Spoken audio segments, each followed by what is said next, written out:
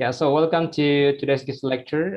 This is the fourth guest lecture series organized by Department of Accounting, Faculty of Economics and Business Universitas Airlangga. So I am Sabaruddin, the host of today's guest lecture. Is very excited to have you all, and especially joining us today is Professor Philip Linsley from University of York, United Kingdom. Good morning, Professor. Good morning, Saba. Good morning, everybody. Oh, well, good afternoon, I guess, really, to you all. Okay, thank you. I hope you have a wonderful morning today. We do, yeah. Thank you very much. Yes, finally the UK has got some sunshine. All right. Okay, before we begin, let me introduce a bit about Professor Philip Linsley. So Professor Philip is a special person on risk and risk management. When I say special, I mean it. I really mean it. What's special about Professor Philip is that he has dedicated most of his life on risk and risk management. So he has a significant experience as an academic as well as practitioner. As a practitioner, he's a chartered accountant. He was a financial controller in the industry, and he was a director of UK-based professional accountancy training company. As an academic, he's a professor in accounting and risk management with law publication in top-tier accounting journals such as Critical Perspective on Accounting, Auditing and Accountability Journal, British Accounting Review, and many more, including book chapters, chairing conferences, writing policy report for UK government, and so on. And last but not least, Professor Philip is a founding member of the European Research Network, which has a purpose to develop EU-wide research in risk management through the creation of a pan-European research network. So in short, if your purpose today, whether as an academic or as a practitioner, is to learn about risk and risk management, then definitely, I assure you have the best person to ask. So please make the most of this great opportunity by taking a chance to engage with the speaker, Professor Philip. I guess I've been talking a bit much in this introduction, pardon me. But before Professor Philip start his presentation, let me remind the participants about some couples of rules in our today's guest lecture. So our today's guest lecture is recorded and live streamed, so please stay muted until you call upon. Turn on in camera, and please use the virtual background that we've shared to you. For those that might want to ask questions, simply go to sli.do, sli.do, enter code number GLO4, and you can immediately type your question. If you have remain difficulties, simply type the problem on Zoom chat here. The committee would help you then accordingly. So, well, by saying Bismillah, in the name of Allah, the most beneficent, the most merciful, let's start our guest lecture today. So, Professor Philip, please, time is yours. Thank you very much. Can I just check, can everybody hear me okay? Yeah, it's okay. The sound is very clear. All right. That's great, it's clear. Thank you for inviting me, first of all. It's a great pleasure to be here and to be with you. I thank you for your introduction as well. That's very kind of you. And I think if I present for about 45 minutes, and then there's an opportunity for questions after that. And I hope that you feel you want to ask some questions. So I'll share my screen so that I can show you my presentation as we go along. Oh.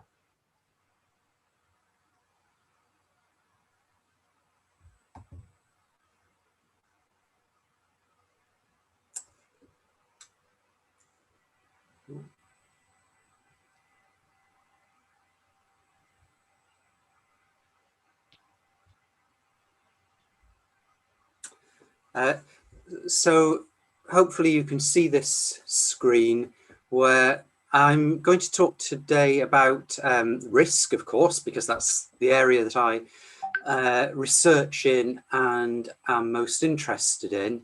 I'm going to talk really about the ideas of one particular person, and that is Mary Douglas. And the ideas of Mary Douglas, I've used quite a lot in my research. I like the ideas. There are people who criticize her ideas, of course. That's always the case in academia. But what I want to do is to initially talk about her ideas and then show you how they might be applied, and particularly when you take recent events such as the COVID risk events, which of course around the world have had immense consequences, and none of us have been able to avoid them. They've had huge consequences on individual lives, on society as a whole. So this is the area that I'm most interested in, Mary Douglas. And the ideas of Mary Douglas have been developed over the past 40 or 50 years. And they have had different names to the theory. Sometimes people have called it cultural theory of risk. I guess the name that I use most of all now is neo-Durkheimian institutional theory. And you can see there that because it's to do with Durkheim, it's perhaps just worth mentioning that Mary Douglas was an anthropologist based primarily in the United Kingdom, although she did spend a period of time in the United States as well. So the ideas of Mary Douglas come out of social anthropology. They don't derive from accounting or from management, but I guess in accounting and management, it's typical that we often use theories from other domains. And as I said, Mary Douglas started developing this theory maybe 40, 50 years ago, and her ideas changed over the years. And they weren't just her ideas, although primarily she was the person who initiated this. There have been others who've brought in new ideas to the theory, people like Michael Thompson and Stephen Rayner. The reason that I want to use Mary Douglas to talk about ideas of risk is because it helps us answer two particular questions. One of those questions is, why do different perspectives arise on difficult risk issues? In other words, we don't all look at the world the same, and we don't all see risk in the same way. And Mary Douglas can help us understand why we see the world differently and understand risk differently. The other thing that Mary Douglas can help us with, I believe anyway, is the world is confronted with quite a number of potentially important, maybe catastrophic risks, not just COVID, but for example, climate change. And you would imagine that when you have such important risks that could have such dramatic effects on the world, that somehow we would want to act on these and do something about it. But as you see with something like, for example, climate change, it's very, very difficult to get agreement and to get action to move on these things. So again, Mary Douglas, I think, can help us understand why this is the case. Now, obviously, I'm not sure of your backgrounds. I don't know whether you've come across these ideas before, But I thought it was useful to run through the ideas initially, in case anybody has not seen the theory. So the first part of the presentation is just to talk broadly about Mary Douglas and her theory, and it may be of interest because you can apply the theory into all different areas of accounting. For example, I've applied it to auditing. I have applied the theory to accounting regulation. So it can apply in different ways. I've applied it to strategic management accounting to understand what's happening there. Now, the very basis of the theory is this idea that we all have selective attention to risk. And what we mean by that is that if I were to ask one of you, what are your top 5 or top 10 risks that worry you most? You could write out a list of those risks. And then if I asked somebody else to write out their top 10 risks, the top 10 risks that they propose could be quite different to the first person. So Mary Douglas is interested to see, why do some people see risk in one way and other people see it in another way, and then somebody else might see it in another way, and why do some people think some risks are important and other people think, well, I'm not sure that they're so important. The things that are of concern to me are a different set of risks. So Mary Douglas was interested in this idea that we don't all think about risk in the same way. We don't all prioritize the same risks.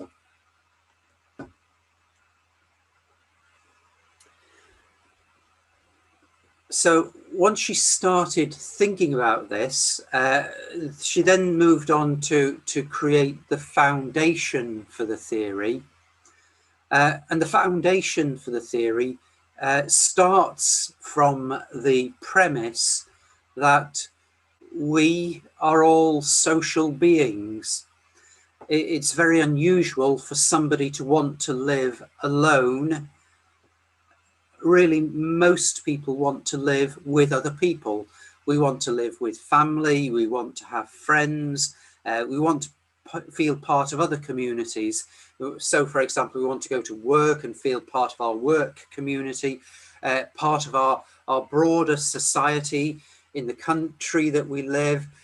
We might want to feel part of a sports club that we belong to. So we are social beings. We want to be with other people. And what Mary Douglas wants to tell us about risk is that because we are social people, what matters to us is how we relate to other people. So we have social relations, and that means that what we have are particular social structures in society. Now, in different societies, those structures will be different, but what happens in terms of risk is that because we're social beings, because there are these social structures in each society, what we want to do is to defend the social structure, the pattern of social relations in that society. And the reason we want to defend it is because that maintains stability in the society. In other words, if we allow the structure to break down, then society breaks apart. So what is most important to us, Mary Douglas is arguing, is that the risks that we think are most important, if we write out our list of top 10 risks, then they're the risks that threaten the current pattern of social relations. They threaten the structure of society. So it's structures and social relations that matter. We want those to remain intact. We don't want those to be broken. Otherwise, we have problems in society. Society starts to fall apart. So it's risk is thought of in those terms, according to Mary Douglas.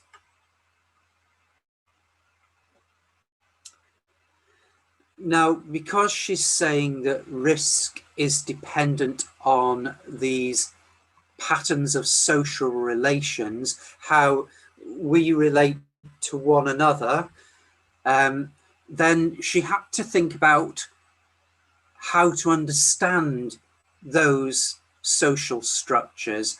What is it about social relations that we need to know? And from her initial ideas, what she decided was that studying societies in different parts of the world, then there are two dimensions that we need to think about when we think about our social relations, how we act together when we're within other people in a group or society or community. And those two dimensions, the first of those is what she called group. And when she talks about group, what she's talking about there is the amount of commitment that we have to other people within the community. And she talks about the fact that you may have low or weak group, which you can compare to the opposite, which is strong or high group. But if you had low or weak group, it means that in that community, you are not committed to others, and your own personal aims are more important than the aims of the group or society. So the opposite of that is if you have high or strong group, and that means that you are very committed to others. And because you're very committed to others, you're willing to put to one side your personal aims, because what's most important is the aims of the overall group rather than me as an individual. So for group, you've got these two parts to it. You've got low and you've got high group, and that depends on the commitment to others within that group or community or society. So that's the first of Douglas's dimensions for understanding social relations. The second dimension she calls grid, which is a bit less obvious than group. Sometimes people call this social regulation rather than grid.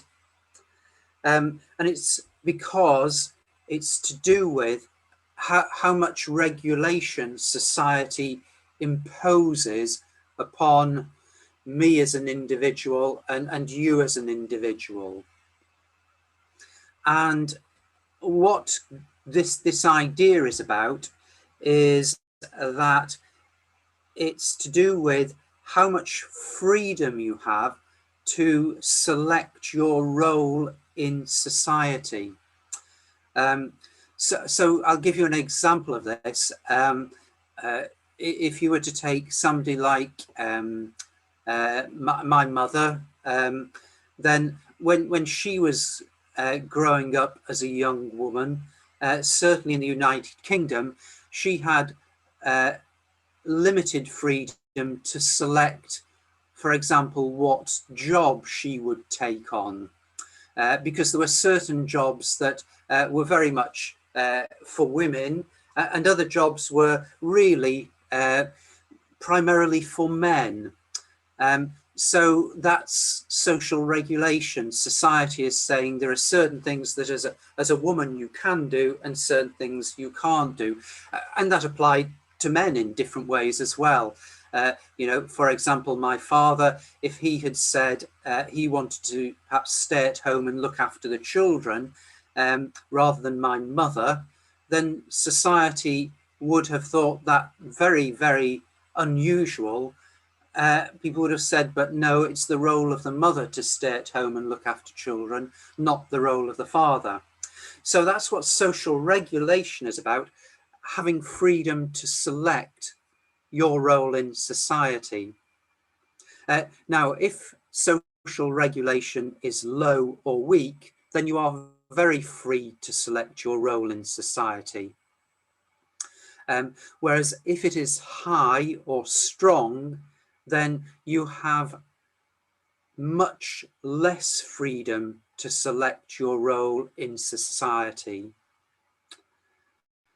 And because you've got much less freedom, that social regulation, which is very high, maybe because, as I said, for example, because of your gender, whether you're male or female, that might determine the things that society allows you to do and not do. But it doesn't just have to be gender. It may be because of age. There are certain things that society allows you to do or permits you to do because of age. So there might be some roles that you can only take on in society once you've got to a much older age, and it wouldn't be possible to take those on at a younger age, even if you were capable of doing those things. So it can be different factors such as age or gender, or it could be religion that is causing the social regulation. So what you've got is Douglas arguing that there are two dimensions, group and grid. And remember, for each of these dimensions, there are two possibilities. They might be low or high. So if you are to plot these on a diagram, then what you can see is you've got group along the bottom and grid along the side, and you've different states, either low or high. What you get is 4 possible parts on this grid group matrix. So, for example, in the top right-hand corner, you get high grid and high group, whereas down in the bottom left-hand corner, you get low grid, low group. And Mary Douglas is arguing that within any society, within any group or community, you will get one of these 4. And therefore, she's using it as a way of understanding the world. And she's given labels to these. For example, the high grid, high group is called hierarchist. Low grid, low group is individualist. And then you have the other two, which are the egalitarian and the fatalist. They, of course, are just labels, just names to give to the 4. But she says that when you look at any society, more or less, you can put it into one of these 4. And she uses this as a scheme for then understanding how that society is thinking about the world, how that society therefore is operating in terms of the pattern of social relations.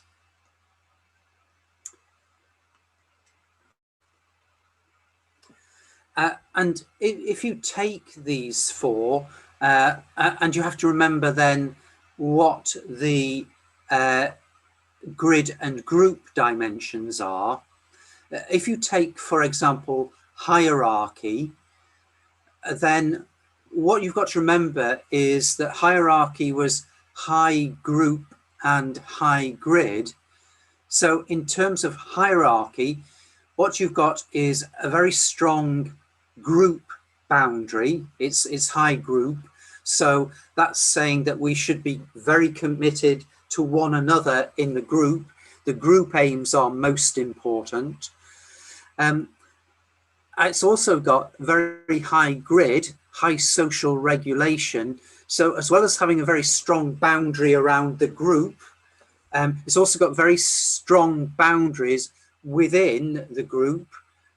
Social regulation is high. So we've got very limited freedom to choose our roles in society. Now, what she argues there then is, for this type of society, what it is most concerned about, that the sorts of dangers or risks that it's most concerned about, are dangers or risks that would potentially threaten those two boundaries. So anything that threatens to break the group boundary or threatens to break the grid boundaries are risks. And it's why in those sorts of societies, we would see that people are meant to be very respectful of authority. You're meant to be very respectful, not just of authority, but things like tradition, because tradition is a way of keeping the boundaries and making sure people don't try to go beyond the boundaries. And rules are very important as well. Those rules are rules that make sure people don't do things that might damage or threaten or break the boundaries. And if people do things that are, if they act or behave in a way that might break those boundaries, then there will be systems in those societies for ensuring that those people are maybe punished, or they at least know that the way that they are acting is unacceptable. I'll just contrast that. If you go down below the hierarchy, then you've got the egalitarian, which is sometimes called the enclave. Again, just another name for this one. Now, what you need to remember here, that this is similar to the hierarchy, that it has high group, but it's low grid. So in this society, the thing that's most important to remember is it has this strong group boundary. That's the thing that really matters to egalitarians. The group must stay together because the aims of the group are most important. So in this society, what it's most concerned about is, what if somebody breaks that group boundary? So if somebody in the group is disloyal, then that is the worst thing that can happen in this society. So anyone who's disloyal in the group, there will be some form of punishment, or they may even be expelled. They may be made to go away and say, you can't be part of our society anymore, you have to leave it. And that's a way of dealing with these people, because you don't want them around anymore, because they are threatening to break this group boundary. The other thing that happens in this egalitarian type of society is because you want to keep this group boundary very, very strong. One way of doing that is to identify anything outside the group, so the world outside the group, to identify that as in some way bad or unjust or unequal. Because if you say to people in the group, look, the world outside is a bad world, bad things happen out there, what it does is it reinforces the group boundary, because people go, well, do you know, I think I want to just stay within the group. We've got to, you know, we have to stick together if it's a bad world out there. So the egalitarians see the world in that particular way. I just briefly mention the other two, because I guess this is important to the argument when we get to understanding risk. You've then got the individualist, and remember, these are different again. They are low group, so no commitment to other people in the group. You're just really committed to yourself, and low social regulation. So you're free to select your own role and do what you want. So with the individualist, you have this freedom to transact and interact with whoever you want. Because of it being low group and low grid, you don't want somebody telling you what to do. You don't want people telling you, here are the rules. You prefer to regulate yourself. And one thing about this type of individualist society is when you're in hierarchy or egalitarian, you can rely on other people in the group because you are committed to one another. In the individualist setting, you can't rely on other people because you have no commitment to them, they have no commitment to you. So you have to look after yourself. So if you fail in this society, then that is your own problem. And this society would say, well, if you failed as an individual, that's because you're weak or something similar to that. So the individualists have to look after themselves.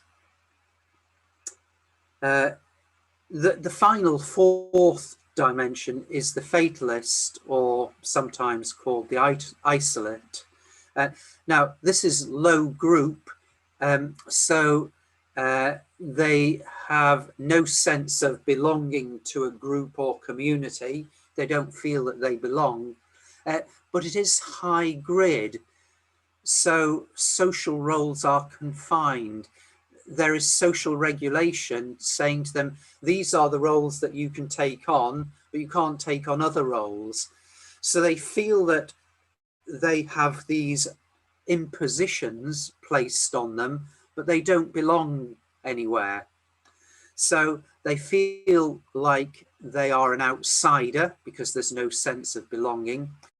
And therefore, what they feel is that the world is unpredictable. They have no control over their lives. It's other people who control their lives. So it's a funny world that they live in because of that. The world is unpredictable.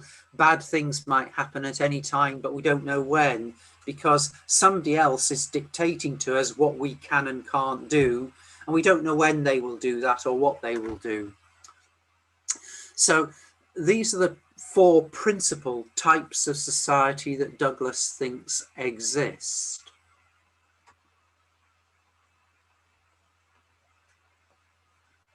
Now, just a few other things briefly to mention about Douglas before I move on to talk about risk and how you apply this. When Douglas says that any one society will fit into this, she's not saying that you could look at a society, for example, if you looked at my country, the United Kingdom, you won't find that it is purely one of these. In the United Kingdom or any other society, you will find that all four of those, what she calls them solidarities, all four of them will be present. However, it's likely that one of them will be dominant. However, what she also adds to that is that over time, whilst one of them might have started being dominant, over time it might drop and another one rises and becomes dominant. And if you take the United Kingdom as an example, you take, for example, when my mother was growing up in the 1940s, then the UK was probably hierarchical. That was what was dominant. It was a very hierarchical society, high grid and high group.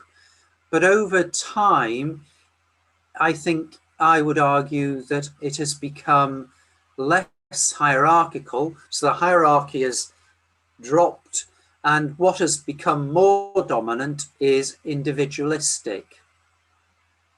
So the UK now, there is less commitment to other people, and there is much more freedom to select social roles. So if my mother was a young woman now, she could have much more freedom to decide what sort of job she took on than she could have done when she was growing up in the 1940s. It's changed dramatically.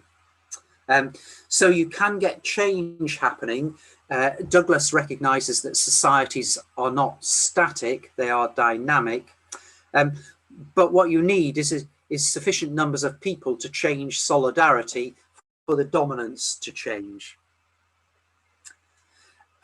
So when we're talking about change, what you need to remember is that therefore the four solidarities, individualist, hierarchist, and so on, they all have very different views of the world because they have different patterns of social relations.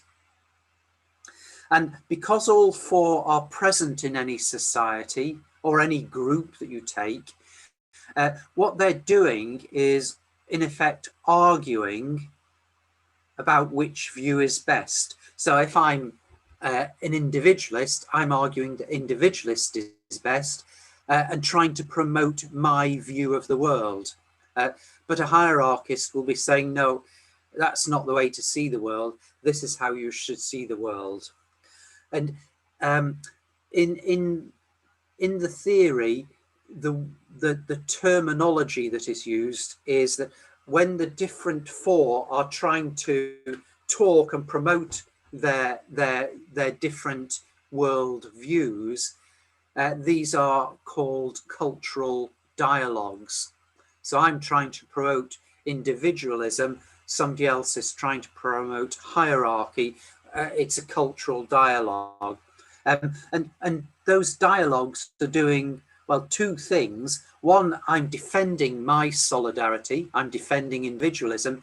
And the other thing is I'm trying to get you to join me. I'm trying to convince you that my way of seeing the world is the best way. So that's the ideas of Douglas. And then how does that impact on risk? What does that do for risk? Well, if you are, for example, looking at risk from a company perspective, which, you know, if you're working in a management school or a business school, if you are perhaps in accounting, lots of accountants now have to do risk management, then it means that the way you see the world affects how you think risk should be managed in a company. So the hierarchists think that what you should do is carefully balance risk and reward, and what they want is very comprehensive risk management systems, and they are very much in favor of experts, because remember there's high social regulation here, so experts and the status of experts is important. So what they want is very, very strong and very, very detailed risk management systems that have to be followed by everybody. Whereas individualists, if you go to the opposite corner, what they say is, if I'm, you know, in an organization and I'm the accountant, I'm a hierarchist, and I'm saying, here's a really comprehensive risk management system. If you are an individualist, then you will not be in favor of that. What you will say is, I don't like your risk management system. It stops innovation. It stops the company taking risks. And that's what a company is all about, taking risks to make profits.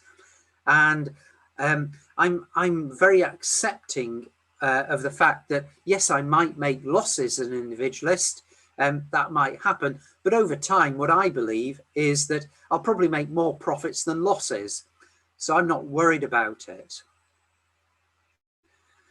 So the individualists, what they say is, I don't like your risk management system. It's stopping us from doing business.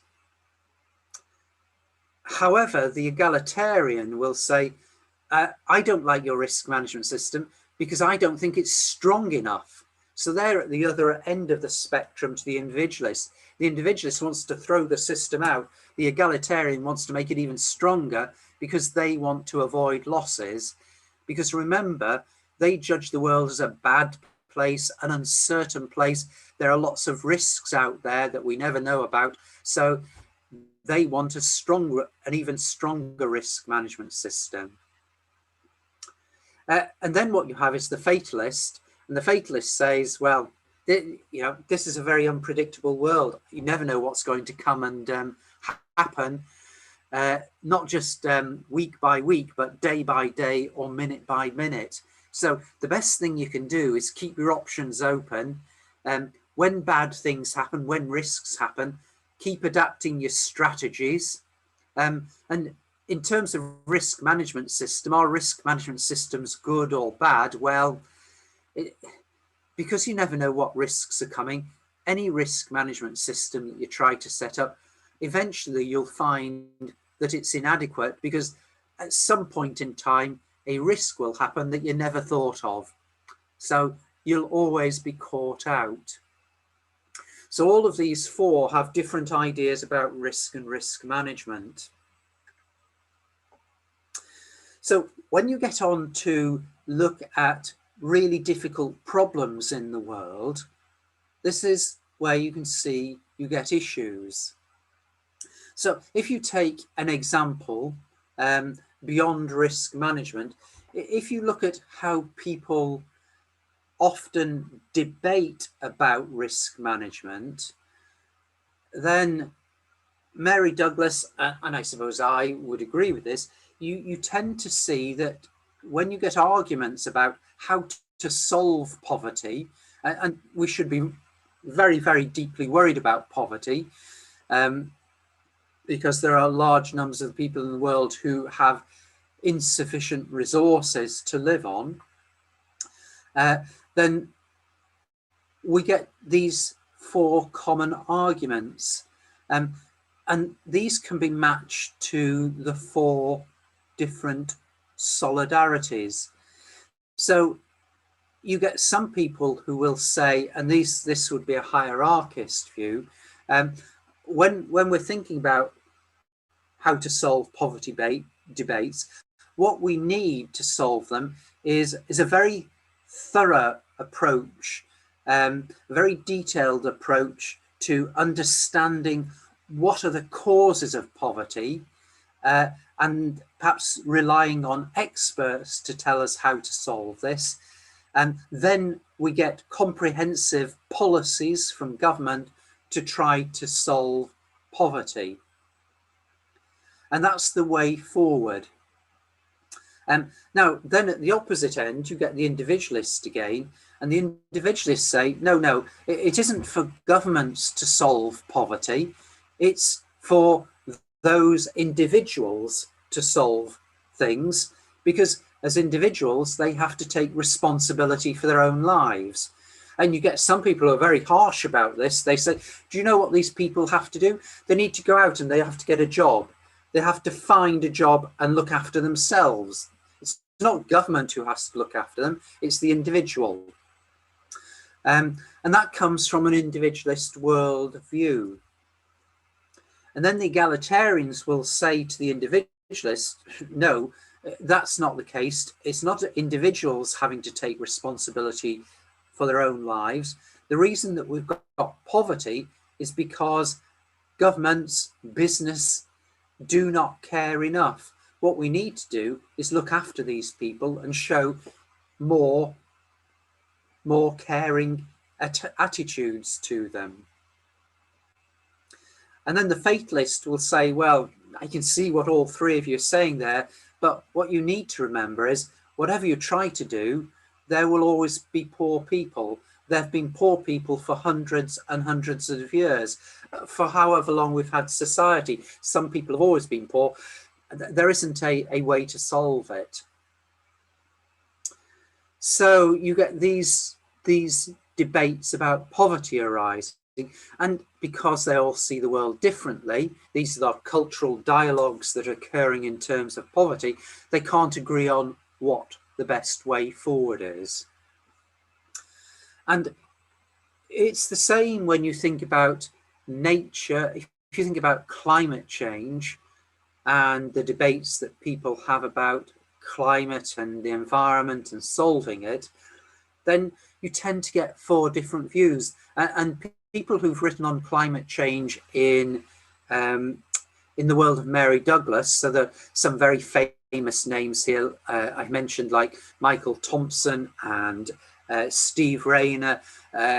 There's a person called Deepak Goyal from Nepal who's written a lot about the environment, using Mary Douglas and taking the ideas of Mary Douglas into the environment. And what they would argue is that, again, you see four different approaches to nature. So the hierarchists think that nature is quite resilient, but only within certain parameters. If you push nature too hard, then it will start to break down and the environment degrades. Whereas the individualists will say, well, the environment, nature, the natural world is resilient. We can take resources from it. So it doesn't matter if we have coal mines, if we have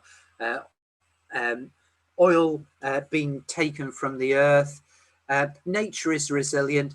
You know, forget about it. It will heal itself. But the egalitarians will say that's wrong. Nature is fragile. We have to look after nature. It won't self-heal. And the fatalists say, look, we're not sure, to be honest. I don't know, is climate change true or not? Maybe it will correct itself, the world. Maybe it won't. There's this unknown unpredictability about it. So you get these different perspectives.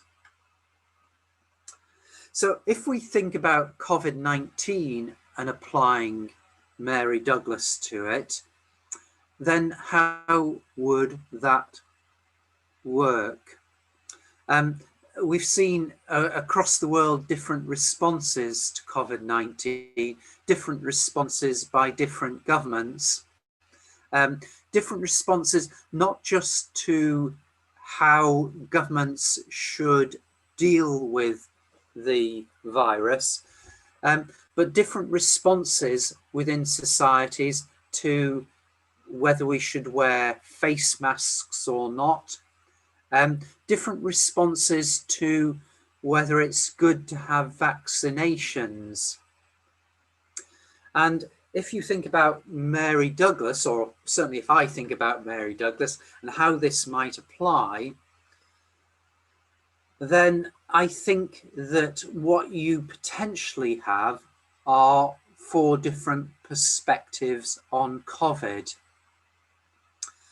So what the hierarchists would say is, when we think about how to act and deal with the virus, then what they would say is you should very carefully look at the evidence,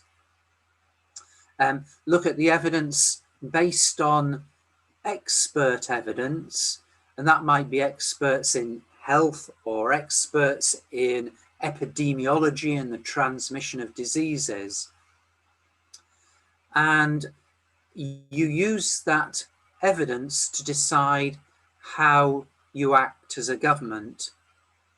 And then when governments put in place different regulations to do with lockdowns, so for example in the UK, we've had 3 major lockdowns. We're just about to come out of the 3rd one, or maybe we are. The government are still trying to decide whether we should come out of it in 1 or 2 weeks' time. Then governments put in place different regulations and rules and laws with lockdown. What happens in the hierarchist world is it's expected we should comply with those regulations because that's what's best for the group. We should comply because we are hierarchists, and we should comply in terms of wearing masks or vaccinations in that respect too. Now, so compliance with lockdowns or face masks or vaccination is expected because that's what society expects. Now, individualists would say, but that's not right. Really, we're responsible for managing risks ourselves. So, okay, government might provide some principles to follow rather than detailed rules. I will accept that. But we should be free individually to decide whether to wear a mask or to be vaccinated. And it's interesting, if you look at a society like the United States of America, then I think this becomes very much more evident there, that there are very strong debates about should I wear a mask or not. Well, that's for me as an individual to decide, not for government to decide. And you get the so-called mask wars, where people are very, very hostile to one another about, I'm wearing a mask, but somebody's saying, but it's for me to decide about whether I do or not. On the other hand, you get egalitarians, and their view of COVID is that, well, COVID is really the responsibility of society. Society has created COVID, and society has to take responsibility for protecting everyone. And as an egalitarian, I will comply with whether it's rules on face masks or vaccination, not necessarily because the government has told me to comply, but because I'm thinking of others.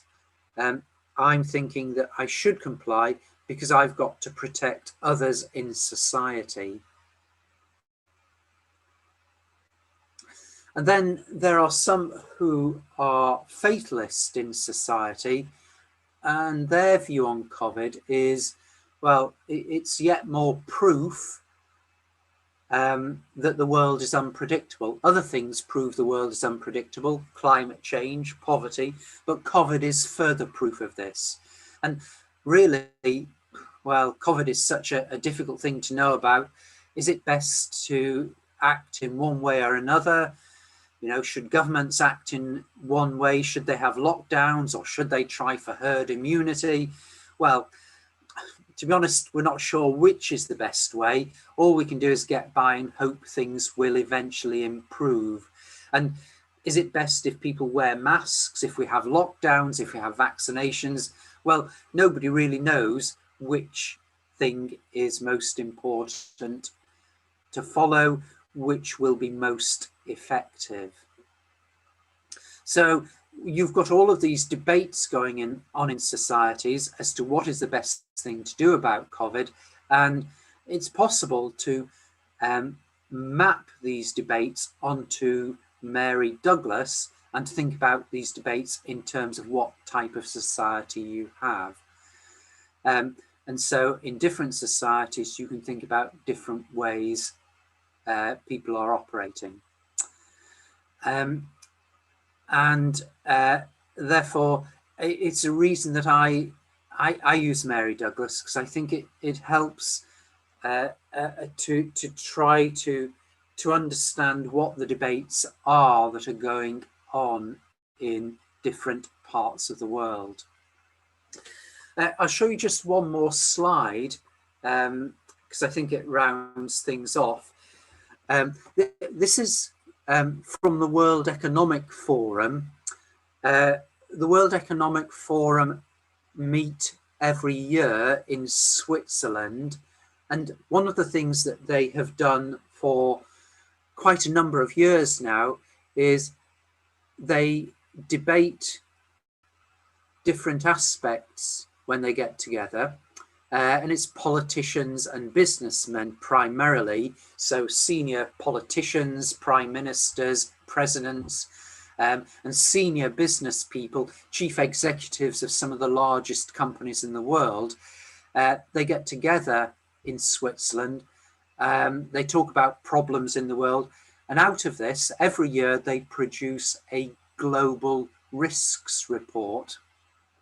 And here is a quote: the risk of a pandemic flu is now a dominant theme in the global conversation on risk. Humans have little or no immunity, and no vaccine to protect against it currently exists. Now, when you look at this quote from the Global Risk Report, you might think that this is from the Global Risk Report when COVID occurred, but in fact, it's from a Global Risk Report of many years ago when we had the possibility of another pandemic. And what it shows is that they were talking about pandemics quite a number of years ago, and you'd think that we would be more organized to solve the problem of pandemics, just as we might be more organized to solve the problem of climate change or poverty. But we aren't solving these problems. And why are we not solving these problems? Well, in Mary Douglas, the reason that we don't solve these problems and act on them is because these four, if we go back to the four different types, are so busy debating and arguing that their view of the world is correct that you can't get the four to agree. So what people are now trying to do in research that's related to Mary Douglas is work out how you can somehow get solutions that these four can agree on. And I guess that's where a lot of the research on Mary Douglas is focused. Getting agreement on a solution that all four can subscribe to. So I'll finish there, and I will now go back to Saba, who I think perhaps monitors and sorts out questions so that I can answer any questions, or we can discuss things as you wish. All right. Thank you very much, Philip. It's really a great presentation. So, yeah, especially the full perspective for solidarities or everything you might call it. Now we move to the question and answer session. We've got a couple of questions here. But before we go through them one by one, again, let me remind those that might have just joined this lecture and want to ask questions. So simply go to slide.do and record number GLO4, and you can immediately type your questions. If you have remain difficulties, simply type your problem on Zoom chat here, and the committee will help you accordingly. Okay, let's start with the first question. Okay. Okay, an issue is whether to stress a few political issues or take a broad approach. I guess this is how to consider it for perspective, I guess.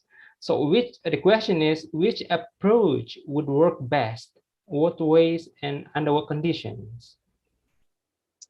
So what people in the world of Mary Douglas argue, and of course you might disagree that Mary Douglas is seeing the world correctly, but what they would argue is that the way to move forward on this is not to see it politically or otherwise, but because you have the four solidarities and each of the four see the world differently, if you're going to make progress, then what you have to do is to create solutions that somehow are acceptable to all four. Now, what people in Mary Douglas call these sorts of solutions are clumsy solutions. They use the word clumsy solutions. In other words, what they're arguing is that if you try to get a perfect solution, and that might be a perfect political solution or social solution, you can never get that. There aren't perfect solutions. What you have to do is to get some solution where a little part of the solution is appealing to the individualist, another small part of it is appealing to the hierarchists, another small part of it appeals to the egalitarians, another small part to the fatalists. So that if you can get a solution where that each of the four can agree to, there'll be other parts that they can't agree to, but if there's enough that they can say, okay, your solution is not perfect, but I like this bit of it, then you might make progress, because then you can at least get some agreement and some buy-in from each of them. But if you try to go for a perfect solution that somehow doesn't bring in all four, then you're not going to get progress, because if there isn't a part of the solution, for example, for the egalitarians, they're going to say, look, sorry, but that solution, we just can't agree to any of it. And therefore, we're going to stand on the sidelines and keep telling you, no, this solution does not work. Now, of course, it's very easy to say, well, create a solution or fashion a solution where some part of it is suitable for each of the four. The difficult thing that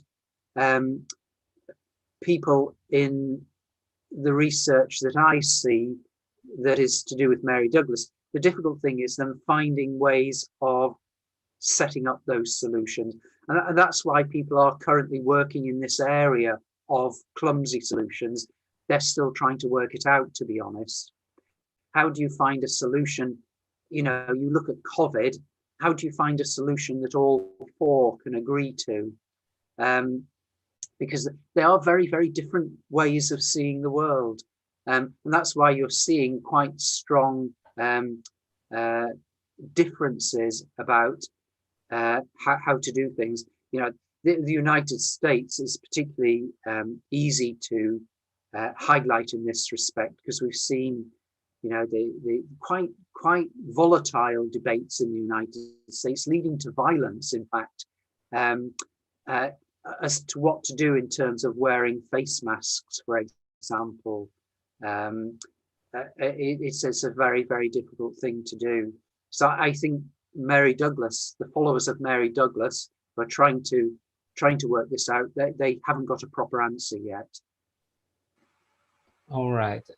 Yeah, we've got another question, and this question is linked to the first one. Yes, cultural dialogues. Can we call it power struggles? Sorry, could you just repeat that again, Sabra? I just didn't quite catch that. Cultural dialogues. Can we call it power struggles, maybe between groups, as Okay. between post-feudalities. So yeah. Yeah.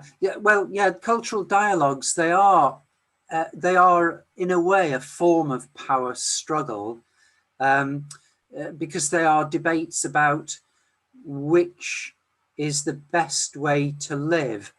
And if I'm from a particular solidarity, I think that my description of the world and my way of looking at the world describes the best way to live.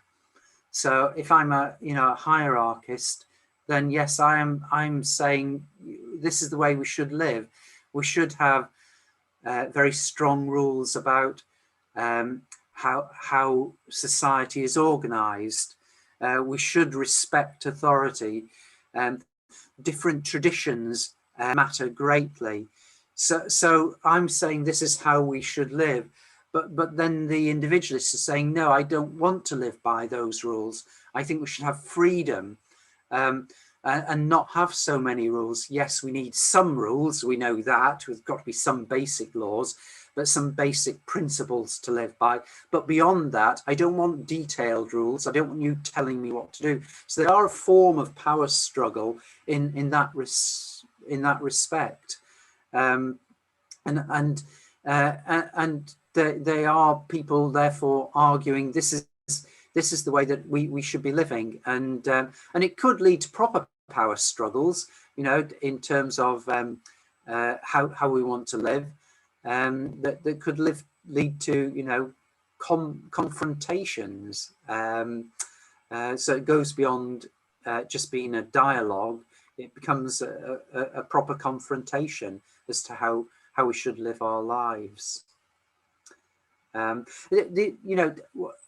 This idea that they see the world differently, therefore, it's in very, it's not just in terms of should we have rules or not. They see the world differently in how they think about different time frames, for example. So hierarchists, because they think you can control the world through having lots of rules and regulations, they're willing to plan over the very long term because they think they control the world. Whereas fatalists would say over the next 10 or 20 years, I don't think you can plan over the next 10 or 20 minutes. The world's so unpredictable. So they see the world in terms of time frames very differently. And it means that they think about different strategies for dealing with the world. As I said, the fatalists think you have to keep your strategies very flexible and adaptable because things will change so rapidly. But the hierarchists think I can have one strategy and it will last me for the next 10 years. So yeah, it's very profound how they see the differences in how they see the world. Yeah, all right. Yeah, again, I think the next question, yeah, it links to the first and second question. Cultural theory of risk, I guess, of risk, does it link to contingency perspective on risk management? Sorry, does it link to? Sorry, just contingency perspective on risk management. Yeah, I mean, cultural theory of risk, does it link to contingency perspective of risk management? Sorry, to what sort of perspective on risk management? A contingency perspective, I guess, probably related. Yeah, contingency perspective. A quantitative perspective, was that? Sorry. No, sorry, the internet's just not quite so clear here. All right. It's a contingency perspective. I guess it's probably work like anatomics from Oxford, I guess. Oh, right. So a sort of quantitative, calculative perspective, you mean?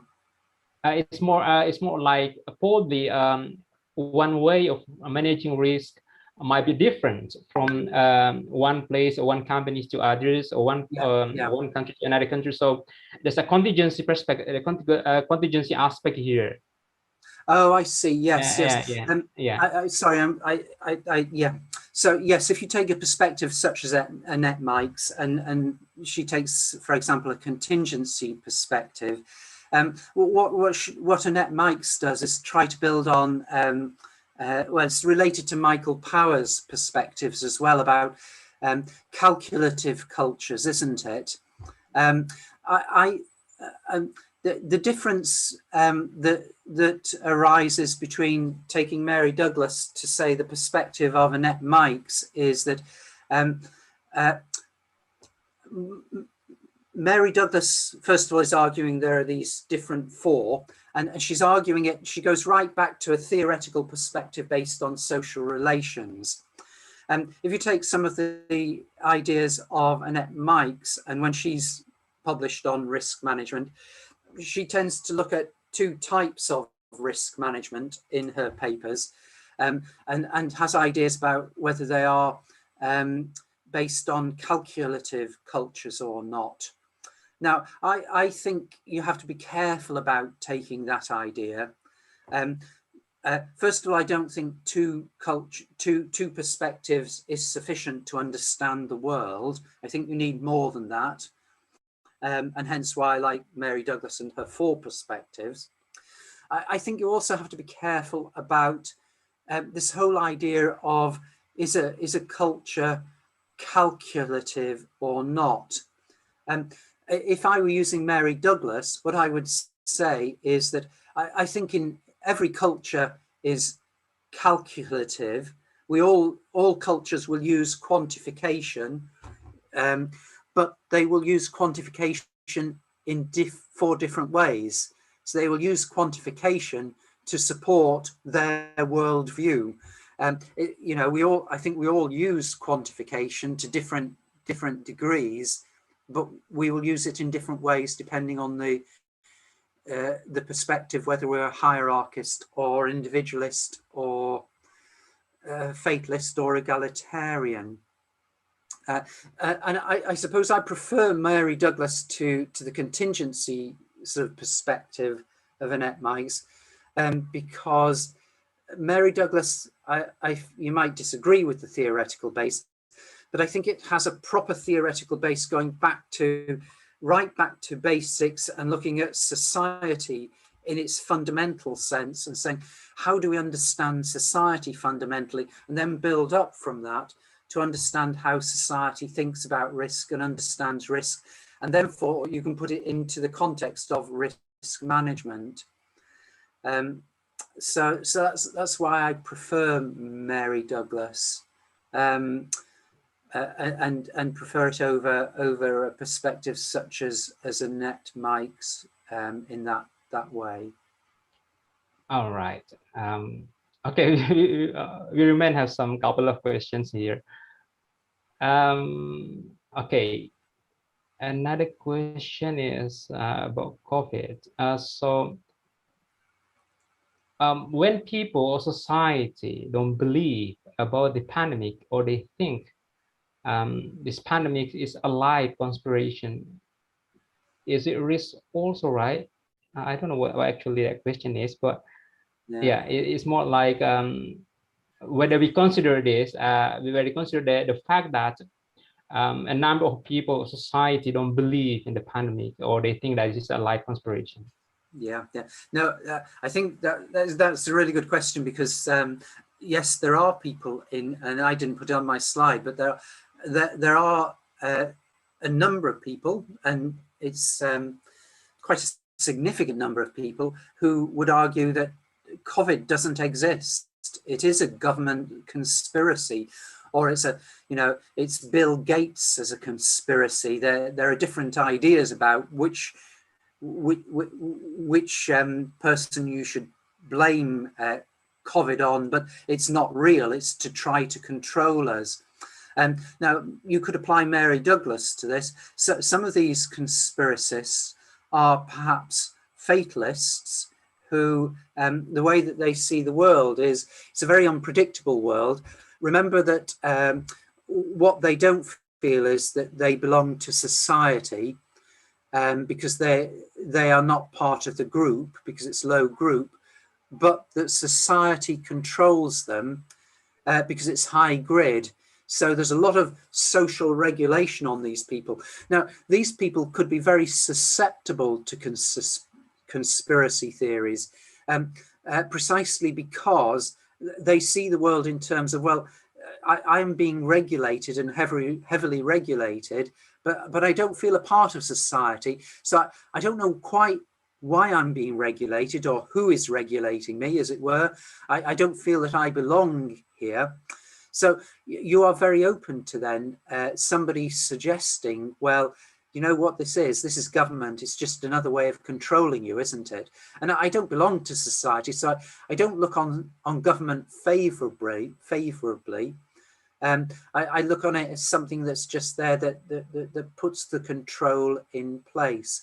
And that's different from a hierarchist, where it's high group. In the hierarchist world, I'm willing to have high social regulation because I accept that some positives come from this. I therefore have also high group, and what I get is something reciprocally. Yes, there is a lot of regulation on me, but what happens is that I get something in return. I commit to all of the rules and I'll accept those rules, but I know that if bad things happen, society will look after me. There is a group to look after me. Government will look after me through social benefits if I'm made redundant, for example. But the fatalists don't have that. They don't feel they belong. And therefore, yes, I think they're very open to conspiracy theories. And that it is another risk, isn't it? If people believe conspiracy theories, then you know they act in ways that we think are strange or odd, and they think, well, why do I need to wear face masks? You know, if this is somebody else just trying to control me, why should I have a vaccination? Because I think it's actually somebody, you get conspiracy theorists saying, oh, they're trying to implant a chip into me so that they can monitor me. You know, all sorts of ideas that come from these conspiracy theories. And so, you know, it becomes problematic. All right. Okay. Another question. Yeah, I think this is related to organization. So, what is the best approach to overcome the different views of risk as an organization only have one strategic goals, for example? Mm-hmm. So, as a follower of Mary Douglas, if I follow through my arguments logically, what I would argue for that is that you really, ideally, what you need is not to say that one of the four is better. What you really want is to have acceptance that you've got all four in the organization, and to somehow set things up. This comes back to clumsy solutions and difficulties, however. You want to set things up so that all four can contribute to discussions about what are the most important risks, how should we manage these risks, because it's the case that all four have different ideas about risk, and how to manage risk, but it's not that one of them is better. They're all blinkered. They all see the world in a blinkered way. So what you want is to get the ideas of all four, because they'll all say different things about what are the most important risks, and you want to bring in all of those ideas. They'll all have different ideas about how to manage risk, and somehow you want to mold those together. So, you know, you could argue, yes, it's a good idea to be like the hierarchists and have a comprehensive risk management system. That's good. But you also want to bring in a bit of the ideas of the individualists so that they can say, but can't we also ensure that we don't stop innovation? What do we do about making sure that we can still innovate? And you also want to bring in the egalitarians who are saying, what you've got to be careful of, though, is what about you know, very dangerous risks that we can't understand. We need to be thinking about those sorts of risks. And then you want the fatalists who are saying, you know, we need adaptable strategies. We don't want to just have fixed strategies. So they've all got something to offer, and somehow it's bringing them in and making them work together is the issue. And somehow it's not just making them work together, but then how do you set up a risk management system that's both comprehensive but flexible and allows for innovation and allows for strategic change, but also is more than comprehensive, so it thinks about all the risks that are possible in the world. And that's a very, very difficult thing. And I don't think we've quite got to that point that we know how to do that. So in some ways, my answer is unsatisfactory. But it is saying that you want to listen to all four of them. Don't think that one is better. They're not better, because they all see the world of risk differently and risk management differently. And they've all got limitations, but they've also got advantages as well. All right. Okay. We still have yeah, 2 questions here. Yeah. All right. Organization heading risk in pandemic and climate change. Which one is better to fix it firstly? And how accountant as a problem solver? Gosh, fix the pandemic or climate change first. I suppose what you want to do is really fix them both at the same time. That's easy to say, isn't it? I guess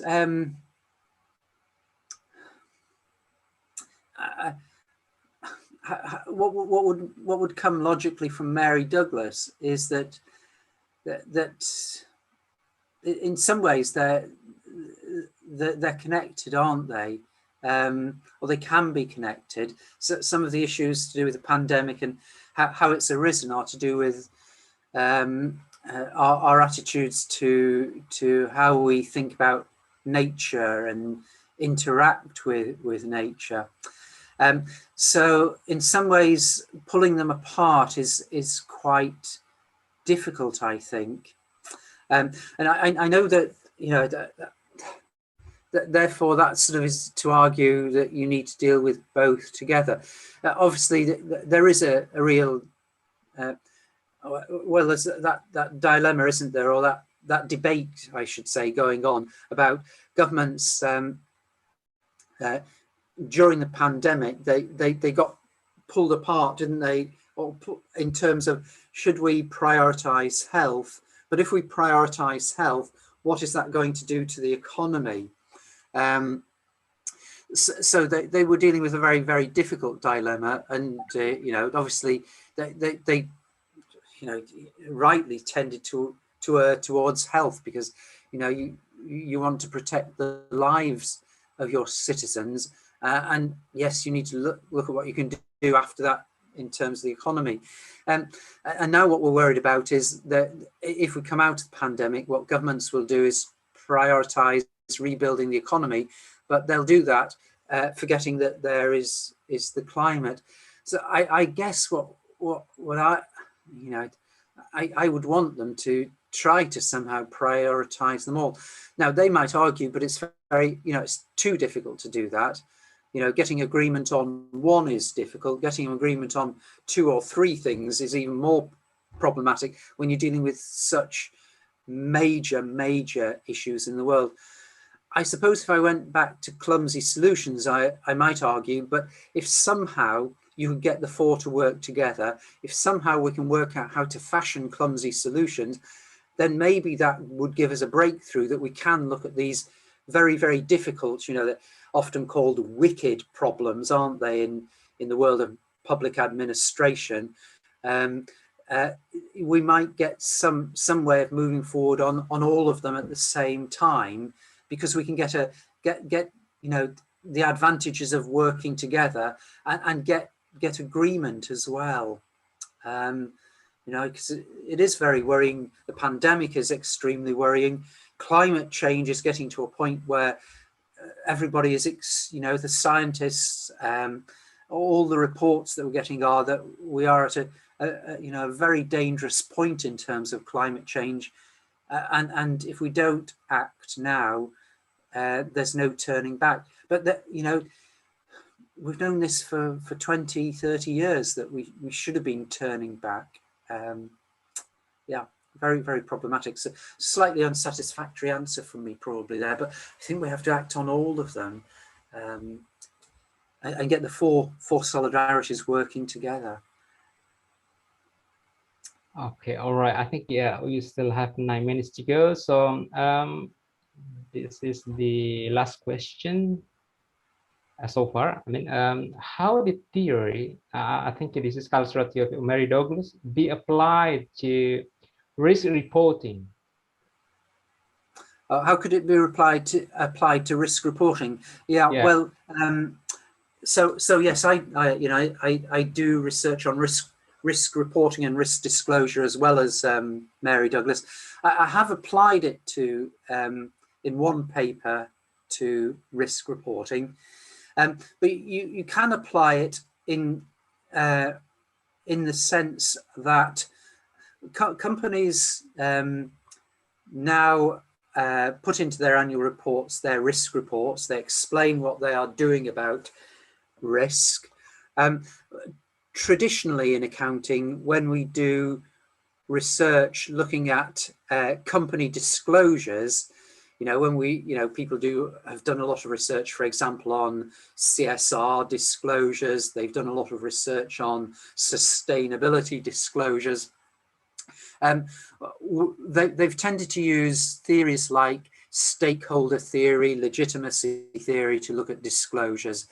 I think you can use Mary Douglas to look at these disclosures in terms of risk, because what you can start to do is to think about how companies are seeing the world in terms of risk.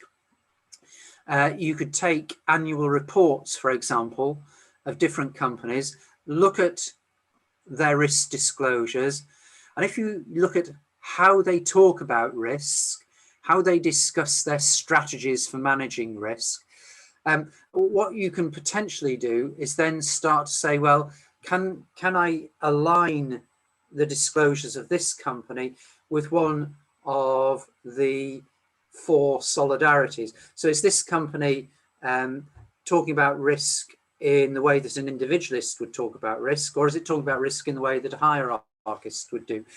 So you can actually start to look at companies and their risk disclosures in terms of where they fit with Mary Douglas. Now, what that might help you do is then, if you go back from that and try to look at the company, not just in terms of risk disclosures, but other things that they do, could be to do with their general strategies, and how they approach strategic management, or how they approach, for example, their views on the environment. You could look at to see whether they are fitting with one of the 4. So you can corroborate what you found out about their risk disclosures to see whether they've got a consistency in terms of Mary Douglas with other types of disclosure or other things that they are doing. So how they manage all sorts of things, how they manage things in terms of human resources, how they approach the world in so many different ways. Yeah, all right. I think yeah, that's all the questions so far. Actually, I have my own question as well, but probably because we are approaching the end of the guest lecture, so I guess probably that's all today. So thank you, Philip. It's such a wonderful day to have you with us today. So yeah, but before we end, we remind the participants, please kindly fill the questionnaire for feedback to us to improve our next guest lecture. So our next guest lecture would be on 21st of June, or let me share screen so that you okay.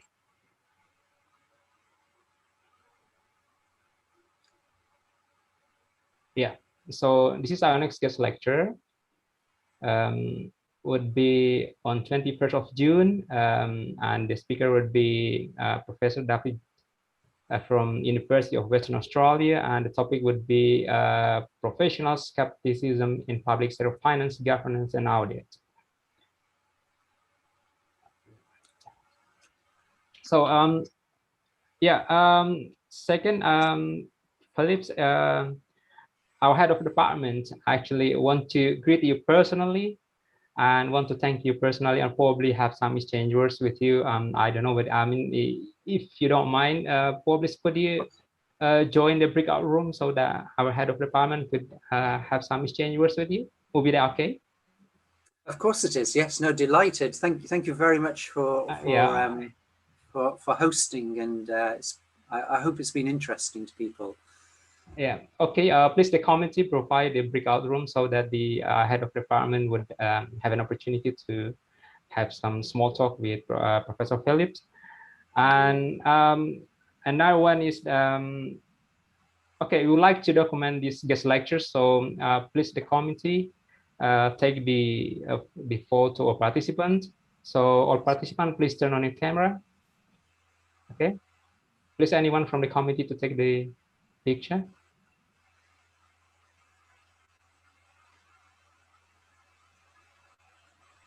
Is it done?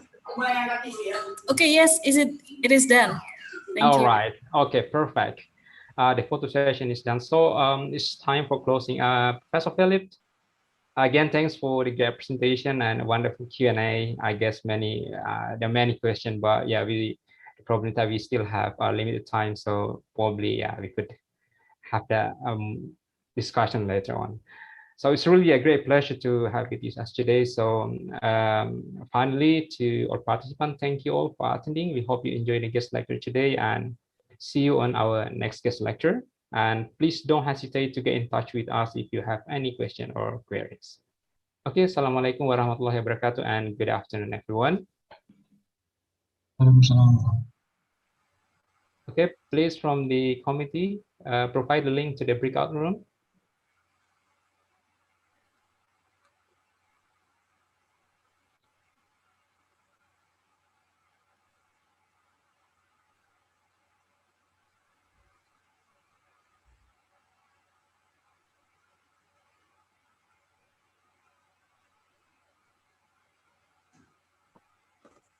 All right, yeah.